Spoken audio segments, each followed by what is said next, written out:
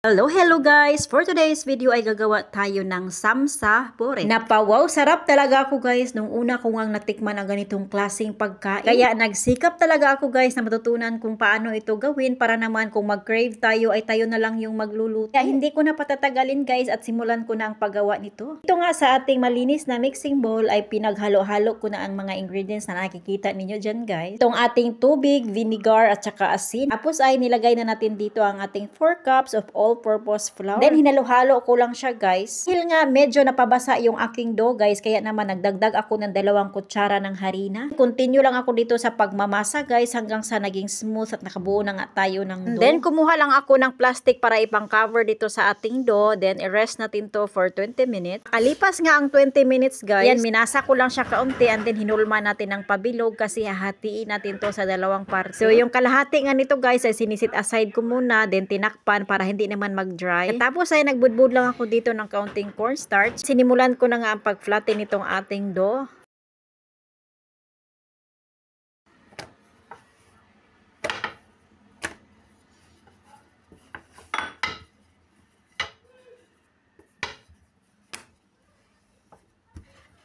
Okay na nga ang ating dough guys. Ayan, kumuha na tayo ng brush at nagmelt na din ako ng butter kasi nga ito yung ipapahid natin sa ating dough. Tapos ay ipinatong ko na dito guys ang ating pangalawang dough na nagawa. Katapos ay inayos ko lang ito para naman maging pantay. Then pinahiran ko ulit ng ating butter. Sa ating mapahiran guys ay ayan, i-roll natin siya gamit ang ating mga kamay.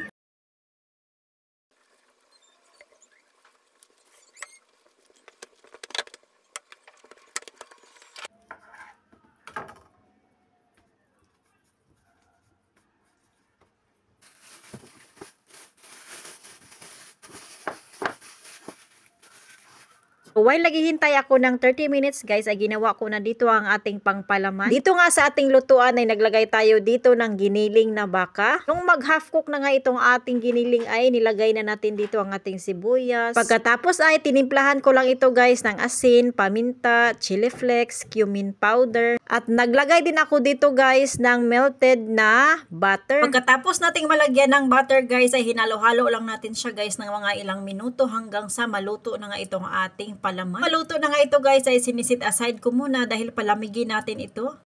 At makalipas nga ang 30 minutes, kumuha lang tayo ng isa sa ating nahiwa kanina guys and then hatiin pa natin siya ng 3. At gamit nga itong ating rolling pin ay i-flatten na natin itong ating dough.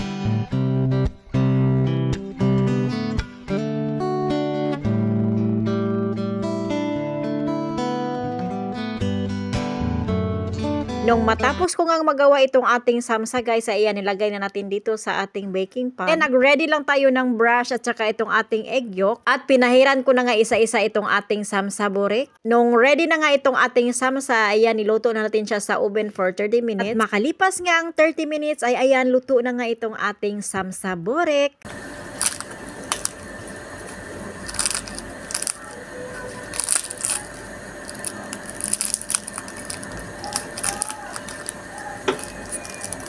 O siya, hanggang dito na lang guys. Salamat sa pakikinig at panonood. Bye-bye!